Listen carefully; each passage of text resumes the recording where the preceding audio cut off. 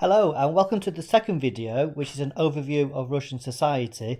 This time I'm going to the end of the course and the 1960s. And one element of the history course you'll be studying in the second year is that you've got to make connections about similarities and differences and turning points across the entire period. So I thought I'd have a look at the end of the period and then you can make some judgments about what had changed in Russian society and the economy in the 100 years and what perhaps had not changed a great deal. So very quickly, a quick reminder of the 100 years previously. Of course, you can always watch the previous video. But Russian society was very hierarchical, it was very uneven, it was ruled by a Tsar who was chosen by God. Most of the land was owned by aristocrats who had the wealth and the power.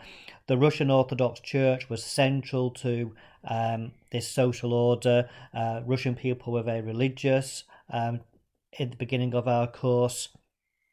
Economically, you might remember that Russia was very agricultural. Only 6% of people in 1858 lived in towns and cities. The vast majority of Russian people were serfs, which were little better than slaves, working the land for their landowners. The population of Russia back in 100 years previously, in the 1850s, was around 74 million peoples. And if you remember as well, the Russian Empire was about 55% from memory was actual Russians. Large percent of people were Ukrainians, Poles, and a whole range of different peoples and nationalities under the empire. So let's fast forward to see what it was like in the 1960s. Now, in the 1960s, I can change the slides, here we go. In terms of the hierarchy, there was no basis anymore on a landed elite or aristocracy. There was no kind of inheritance of land. There was not a small elite who owned all the land. So that was quite a radical change. And in theory, at least, there's a more meritocratic society, which means that people progress through society based on their merits and on their talents, not on kind of their family connections. And the communists who came to power in 1917, they eliminated social class, so like middle class, working class, etc., etc. Supposed to be a classless society. That said, there are some caveats to this. Because although it is true that many of the leadership of the Soviet Union were not from a traditional landed elite, I mean, Stalin, for example, came from a poor background in Georgia. Khrushchev, who is the third Soviet leader we'll be looking at, comes from peasant stock in the Ukraine. There was still that they had a very complicated structure of power in the Soviet Union, and there was a degree of, it was kind of who you knew kind of help you progress up that social hierarchy. They call it the nomenklatura. This kind of, so Khrushchev will promote kind of people he supported and liked into key positions, and they in turn will support people lower down who will support them, etc., etc. So it was more meritocratic, although there was still an element of kind of who you knew kind of helped you ease your way up through that social structure, I suppose.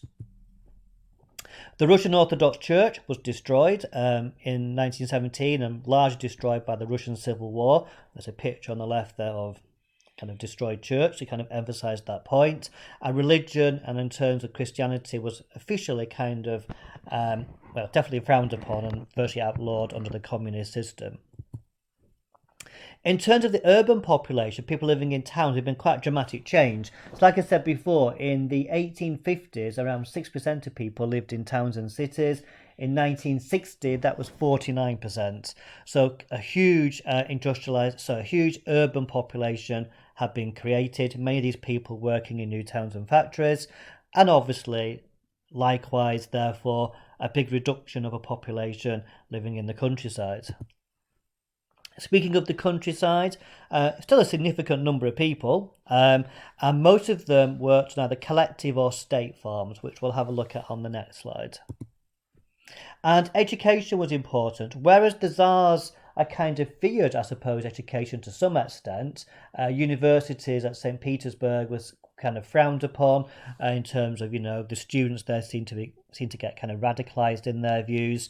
Only the elites kind of went to universities under the Tsars.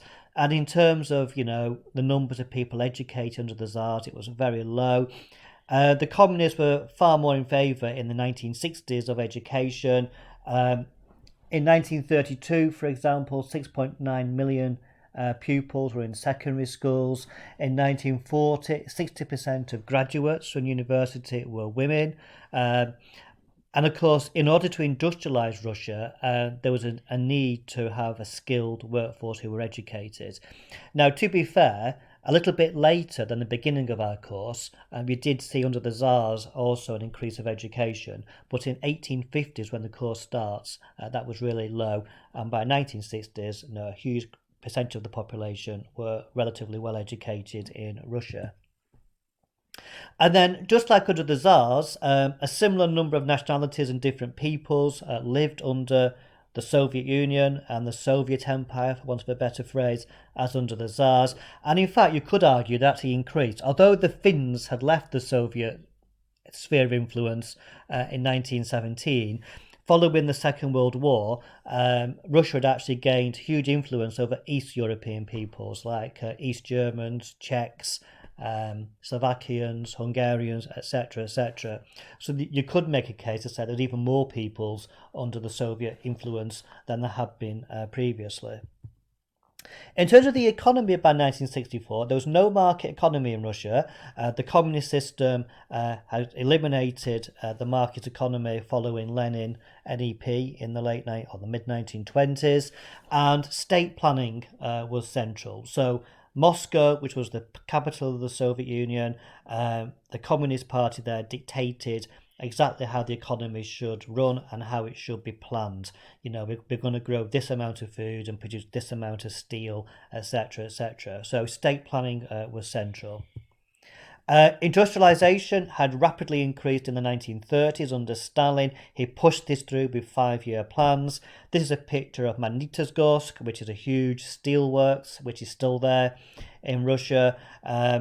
And these 5-year plans continued until the end of our period under Khrushchev, although Khrushchev did try to move away a little bit from the heavy industry favoured by Stalin and more towards consumer goods and petrochemicals, again in order to compete with the West, who'd moved away to some extent from heavy industries in the 1930s. In terms of agriculture, Stalin abolished private ownership of land in the countryside, and you had these collective farms which were created from 1929.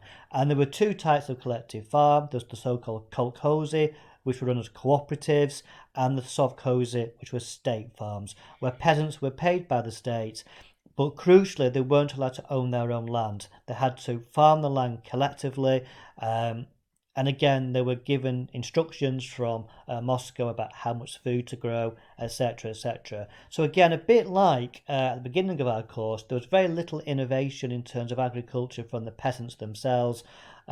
Those in charge knew best, I suppose, was the maxim. However, mechanisation was key, and the idea of having these collective farms, in part, was to improve people's living conditions in those areas, and also to allow mechanisation and fertilisers, etc., etc., to produce, in theory, a more efficient farming system. However, as you will discover, even in the late 1960s or the mid 1960s, the bit of our course where it ends, there were still some food shortages in Russia, and there were still issues around the growing of food, especially given how big Russia is and how much food they exported. It's a little surprising, you might find, that there were still shortages of food in some parts of Russia in the early to mid 1960s. Okay, so I hope that gives you a bit of an idea of Russia in the 1960s, and I hope just make you think about, what's similar to the 1850s and what is different to this society and economy by the 1960s.